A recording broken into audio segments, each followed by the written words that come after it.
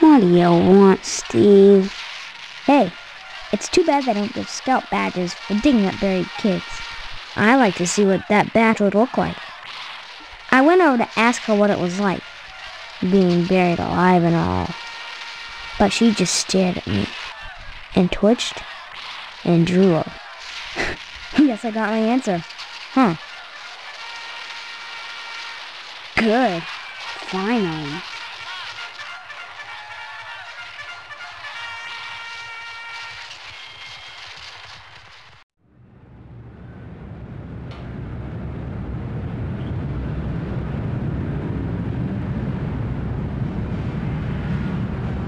Hey, Steve, you've been doing a...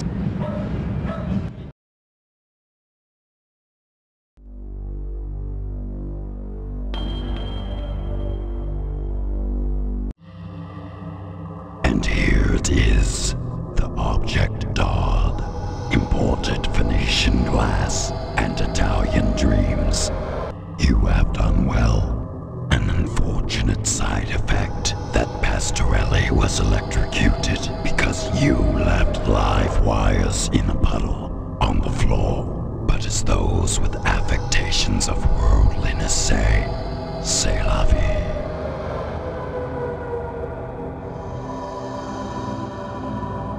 Yes, a barber cut down in his prime. Of course, you only wanted the bowl, but that hardly matters now. Your final assignment is to set a fire in DNA's diner and let the French fry where they may. So close and yet so far.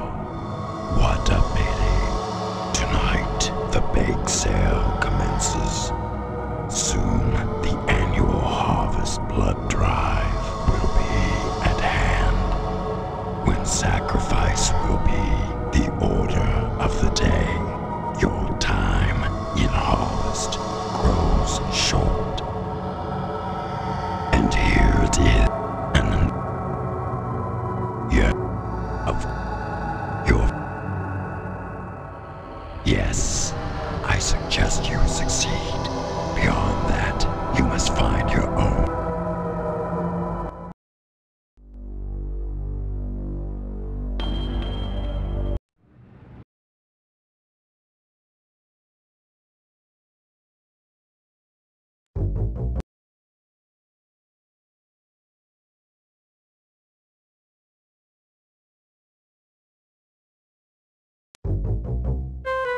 Think about taking some of that siding off my hands, son.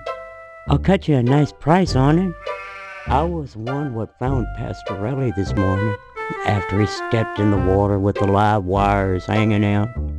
His body was so burnt his arms and legs was blackened, fused together, and the sheep was well done too. Problem is, both was burnt so bad, and the flesh all crisped and distorted, limbs melded. You couldn't tell them apart. And well, I didn't want to take a chance on eating Italian. No, sir, I didn't. I tell you, the only thing worse than a fire station full of sissies is a fire station full of peeved sissies. They're all accusing each other of stealing some silk underwear or something. Boy, whoever said fighting fire with fire'd be happy in harvest. 'Cause we got a fire station full of flamers. Nice to see you again, Steve. I can't talk now, son. I'm busy with this game. Dang it if the whole town ain't going to hell. Poor old Johnson, defecating a work of art like that. Well, that's a sure sign that civilization is coming to an end. I guess you heard that dang idiot Pastorelli went out and got himself electrocuted. Somebody stole a barber's pole. The alarm system triggered the sprinkler. There was water on the floor this morning, and a darn crook left exposed wires out. The Pastorelli came in, flipped the switch, and then zap! Well, maybe them aliens is hot for colored glass after all. Anytime, Steve.